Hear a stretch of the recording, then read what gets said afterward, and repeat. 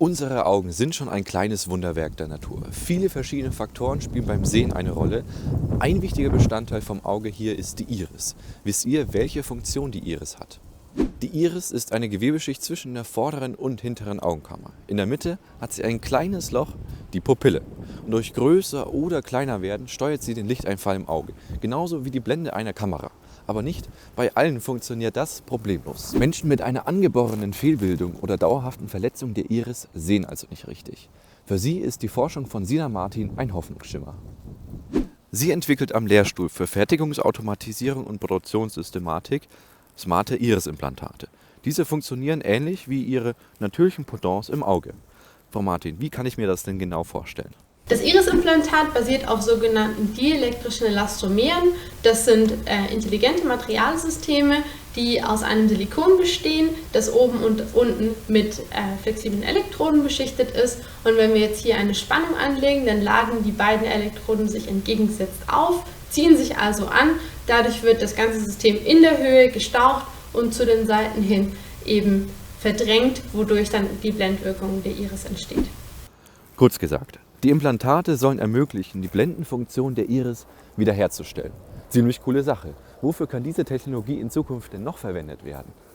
Grundsätzlich werden die Systeme ja künstliche Muskeln genannt, weil sie eben dem menschlichen Muskel sehr ähnlich sind. Das heißt, man könnte jetzt überlegen, dass wir hier noch andere Muskeln ersetzen können. Es gibt zum Beispiel Ansätze, das Herz des Menschen damit zu unterstützen. Wir können natürlich aber auch die Funktion des Auges weiter ausführen, zum Beispiel eine Linse, eine akkommodierende mit hineinbringen. Aber auch andere Sachen sind natürlich denkbar, wie jetzt Roboter beispielsweise, die wir hier mit antreiben können, die wir weicher gestalten können, menschlicher gestalten können. Also der Fantasie sind eigentlich keine Grenzen gesetzt. Vielen Dank, Frau Martin. Immer einen klaren Durchblick haben. Das solltet ihr generell im Alltag und vor allem auch im Studium.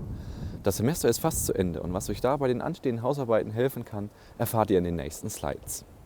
Steckt ihr auch gerade mitten im Klausurenstress? Euch weiterhin viel Erfolg und mal kurz Hände hoch, wer muss noch dazu Hausarbeiten schreiben? Euch empfehle ich auch ein ganz besonderes Angebot der Uni-Bib. Merkt euch den 3. März. Hier findet wieder die lange Nacht des Schreibens statt. Was erwartet euch hier? Kurse zur Schreibmotivation, Schreibzeitmanagement oder auch Schreibtisch-Yoga und viele weitere hilfreiche Tipps. Ganz ohne Anmeldung. Alle weiteren Infos findet ihr über den Link. Wenn ihr aufgrund von Quarantäne eine Klausur nicht antreten könnt, keine Sorge. Euer Studium verzögert sich dadurch nicht. Laut aktuellen Corona-Satzungen könnt ihr mit eurem Dozenten einen Nachholtermin ausmachen. An dieser Stelle möchte ich euch auch kurz ein anderes Corona-Update geben. Seit dem 17.02. gelten in Bayern neue Regeln. Heißt, an der Uni und auch in der Bib statt 2G nun 3G. Gebt weiterhin aufeinander Acht und bleibt gesund.